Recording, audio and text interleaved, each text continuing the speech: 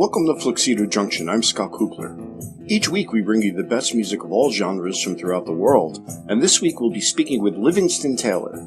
Livingston's career as a professional musician has spanned over 50 years, encompassing performance, songwriting, and teaching. Described as equal parts Mark Twain, college professor, and musical icon, Livingston maintains a performance schedule of more than 100 shows a year, delighting audiences with his charm and vast repertoire of his 22 albums and popular classics. Livingston has written top 40 hits recorded by his brother James Taylor, and has appeared with Joni Mitchell, Linda Ronstadt, Fleetwood Mac, and Jimmy Buffett. He's equally at home with a range of musical genres: folk, pop, gospel, jazz, and from upbeat storytelling and touching ballads to full orchestra performances. In addition to his performance schedule, Livingston has been a full professor at Berklee College of Music for 30 years, passing on the extensive knowledge gained from his long career on the road to the next generation of musicians. Liv is an airplane-flying, motorcycle-riding, singing storyteller, delighting audiences with his charm for over 50 years. He'll be performing at the Bolton Center in Bayshore, New York on Saturday, February 3rd, promoting his latest release, Man's Best Friend. So let's get things started with a track off of that album called Ready, Set, Go, here on Fluxedo Junction. You're going to be performing at the Bolton Center in Bayshore here on Long Island on February 3rd. And having never had the pleasure of seeing you live yet, I went to YouTube and I watched the most recent episode of the Livingston Taylor Show, and you look like you're having a blast doing that show. Yeah, I have a lovely time. What I like about that show, and what I suggest to people who are confronting the enormity of the internet and wondering how to get seen with their music, what my suggestion always is, don't go look for people. Stay in one place and let people find you. Be in one spot at one time and be consistent in that spot. Or if you need to, have 2 spots or 3 spots or 5 spots. But always the same spot, as they used to say, same bat time, same bat channel.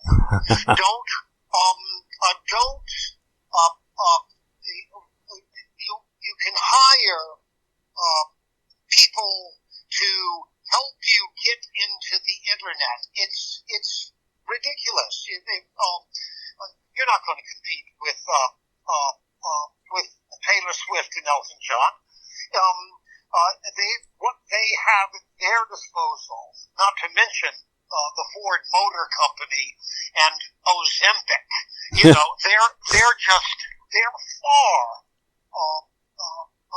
have far more resources, and so be in one spot and be findable. That's just more answer to that question than you wanted, but that's why the Livingston Taylor Show is that I wanted people to be able to find me, not every week, but on Tuesdays at 4 o'clock.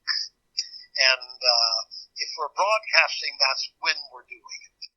Well, one of the things that I loved the most about that most recent episode that I watched was your performance of If I Only Had a Brain. I've always loved Harold Arlen as a composer.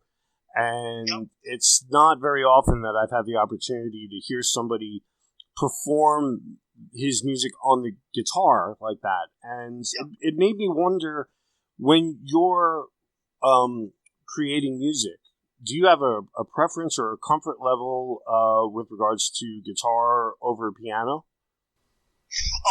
I play them both, and I use them both. I'm a better guitar player than I am a piano player, but piano is, that's the universal language. So always a good idea to be able to play both, because what will happen is I'll be writing something on the guitar, and if I get stuck, then I can go to the piano, and my options are much clearer. Key to key, things are are balanced in the same way. And so on guitar, that's difficult to find. Playing an F is very different than playing an A on the guitar. Not so on piano. A little different, and each key brings a different flavor to what you're doing, but it's sort of sonically and distances on the keyboard. Piano is like computers and English. You can do computers in French, but eventually you go to English because that's the basic language of it. You know, you're reminding me of what it's like. As I said before, I teach a little bit, and I'm trying so hard because of the atmosphere that I'm in. I'm trying to encourage as often as possible, encourage my students to actually read music. Because, as I'm sure you're aware, in the rock music world, it's not always the case to be taken for granted that the musicians can read music. And I really want all my students to be able to do it, but I don't want to beat them over the head with it. You know what I mean? Because obviously people like the Beatles got along just fine without being able to read or write music on paper. But I try to explain to my students, it's like, you know, being able to speak a language versus being able to read and write in that language. And if you want to do anything of really any lasting substance, it'll be so much easier if you can speak the language. Do you find there's any advantage one way or the other? Because I know that you spend quite a bit of your time as an educator. What's your experience with that? The Beatles, by the way, the Beatles got to be the Beatles, and they didn't need to read or write music. And it's also possible to beg on the street, have somebody give you $1, and you can buy a lottery ticket and make, off of that $1, you can make $386 million. But let me assure you, the chances of that happening are very, very slim. Yeah. And the chances of somebody not reading or writing music and finding themselves in situations where they will be discovered or propelled into fame and fortune without exhibiting a broad range of competence, Scott, is highly unlikely. So what you're saying to your students when you say you need to read or write, what you're saying to them is, if you wish to be in the parking lot where they're handing out the great work, I suggest that you have a way to get into that parking lot. And that means that you know how to read and write along with a lot of other skills. How do you find, I know that my own limited experience compared to yours, that it's made, being a teacher has made me a better musician and a better performer, and it's reinforced in me things that I learned years ago and promptly forgot, when I was in college. And it's made me not just a better musician, but I think even a better person. Do you find the same thing in your experience? Well, I certainly started teaching so I could learn more. And teaching allows a real focus on what you're doing. And so, absolutely. And always my teaching has been in a part-time capacity, although I've done it for 35 years. It's always been an adjunct to my playing live, and I've used it in thinking about the process to refine and sharpen my own performing skills. That said, when people are taking lessons from you, or paying you to teach them, it's very difficult to be too hard on them. And so, if they're paying you for a lesson, or coming to you for a lesson, you can suggest that they read and write.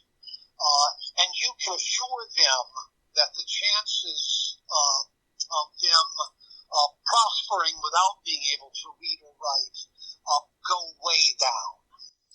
I feel like this would be a great time to bring up the stage performance playbook.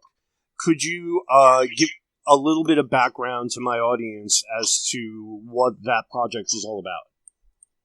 Well, the book I wrote, there's a phrase that says publish or perish in academia, and you certainly want to write something about what you're doing. And I wrote a book on stage performance, but then I went and did a series of videos for a company called Kuchler, and that is my course in video format. And I had a wonderful time doing it. They did a great job assembling it, and there's a lot of information there. And the fact is that you really can go on stage. You can be effective. You can not be nervous. You can be joyous and inclusive and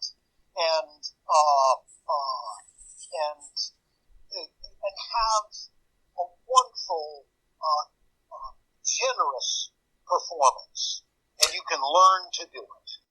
Now, when your performance at the Bolton Center happens on February 3rd, that's a room that I know pretty well. I've seen lots of great musicians there, Loudon Wainwright, Jorma Kaukonen, and in each of those instances, that room in particular, is just the right size. It's not a club; it's a theater. It's very comfortable, and it's a good night out. But also, it's not so big that if you're in the last row, you feel disconnected from what's going on. It feels to me, I've never performed there, but it feels to me like it would be a joy to perform in that kind of a place, especially for somebody like you who is so adept at connecting with the audience. You even connect with the audience over the internet. You really, in that last episode of the Livingston Taylor show, you made a point of saying, I feel connected to you, even though we have this screen in between us. The size of the room does matter, doesn't it? Well, you want to be appropriately sized. And so, yes, if you have the capacity to sell 250 tickets, you don't want to be in a football stadium. Conversely, if you're Taylor Swift and you can sell out a football stadium, then that's where you want to be, because it becomes a community, or in her case, a regional event, and that's those are fun too. So what you want to be is the appropriate size, and a good entertainer understands that everything they do is designed not for the first 20 rows, but for the furthest seat in the bleachers. And that's where you're sending your music. That's where you're sending your entertainment. And Taylor Swift would certainly know that.